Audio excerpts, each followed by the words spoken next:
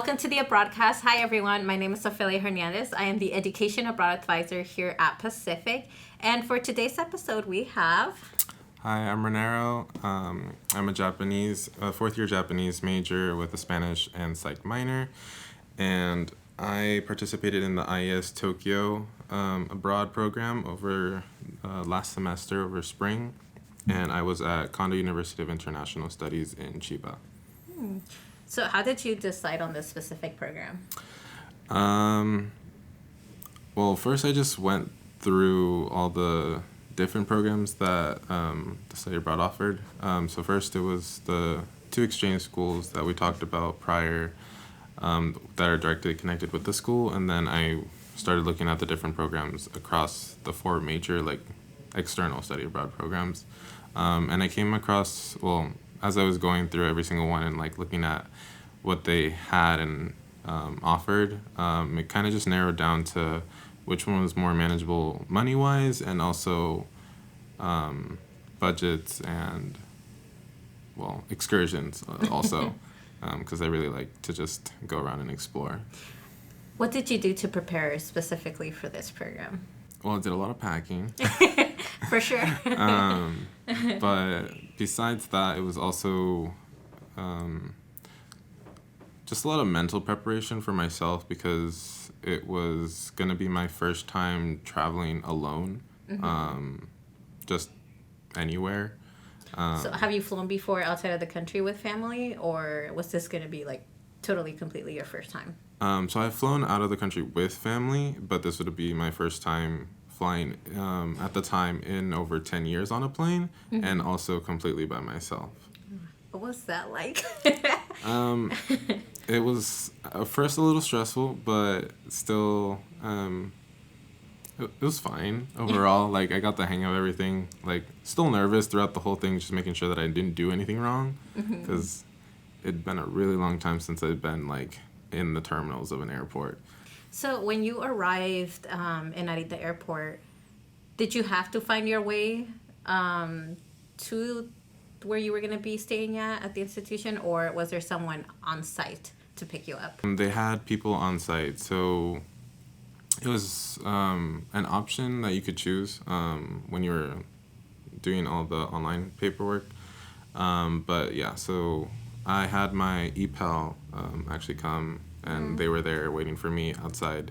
So what is the EPAL? So the EPAL program is basically a Kondo student who applied or agreed to be an EPAL, so an exchange friend, basically someone to help you, guide you when you're over there at the beginning, and then also just ease your way if you have any questions, or just someone to talk to that you got to know at least, I think it was 3 months prior, where we first got in contact with each other.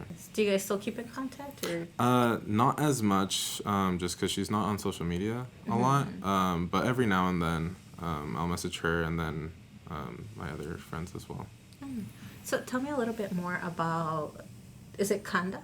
Yeah. Kanda University? So tell me more about Kanda University. What was that like? And what was that process also with IES as well? Schooling-wise, it's a lot more lax over there, I would say. Because when I was talking with my EPAL and the other EPALs that were also part of the program, just looking at their schedules, they were always really packed. And so thinking or comparing the two schedules from say students here who have a packed schedule versus theirs, their packed schedule is more of them just going to classes but less work to do. While here you still have packed schedule of classes and work to do. So the academic culture was a lot more different. Yeah, because they could attend more classes and have all those credits, but some classes would either not have work or would just be classwork that they would do. Was it the same for you then as well? For me, I had a different set of classes as well, because mine were just through the IES program. But I did know one of the people in my cohort who did take classes at Kondo directly. And so we never really saw them because they had a completely different schedule. But the ones that I had were for 3 hours a day, and we had like one assignment each week that we would do. What were your first impressions when you first arrived to Japan? I would say awe was probably the biggest one because I had just completed like the first step of getting on Getting that there. plane and getting there, and like I'm alive.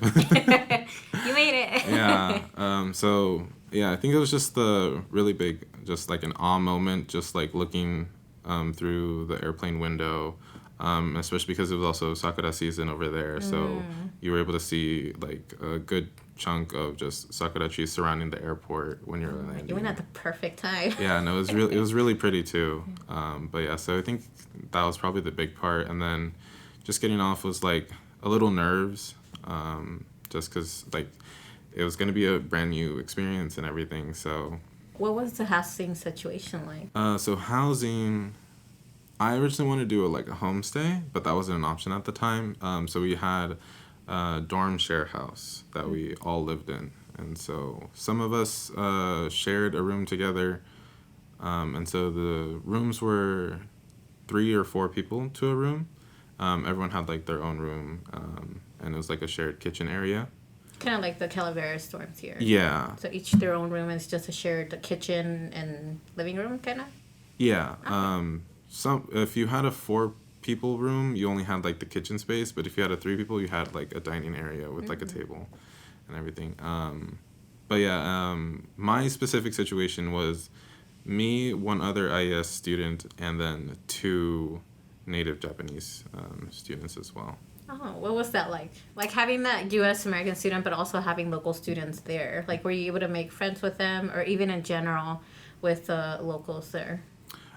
So what was nice for my room specifically was that we were able to actually really get along with our roommates. And so anytime we would like see each other in our hallway or just passing by, we would like stop, have a small chat, and just like check in.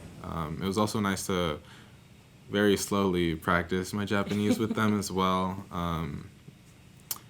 And they were also they practiced their English with us as well, so it was nice doing that, and then just asking them questions about like the washing machine, and just like how things worked in the kitchen. And did you feel that you improved your Japanese language skills? I would say yes.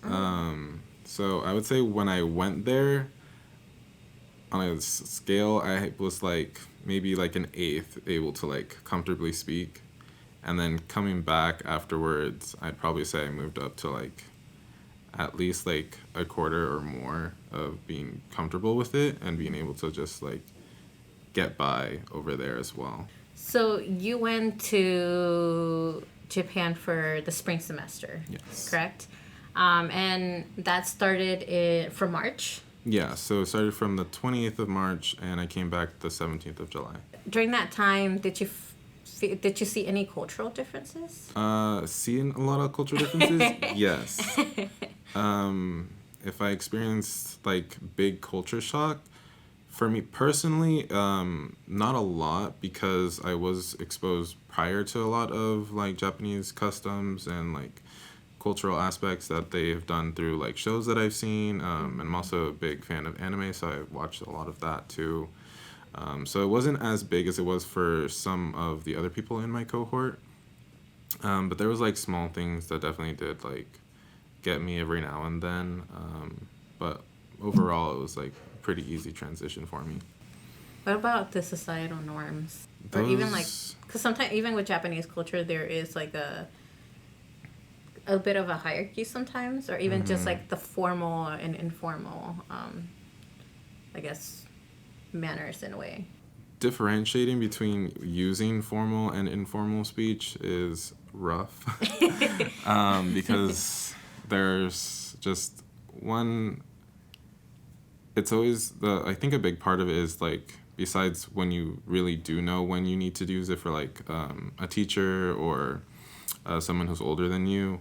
So it's like amongst peers, it's varied by like how close you get with them at one point to then be able to like switch, or even if they're comfortable with you initially, you can kind of just drop the really formal speech and just go into informal.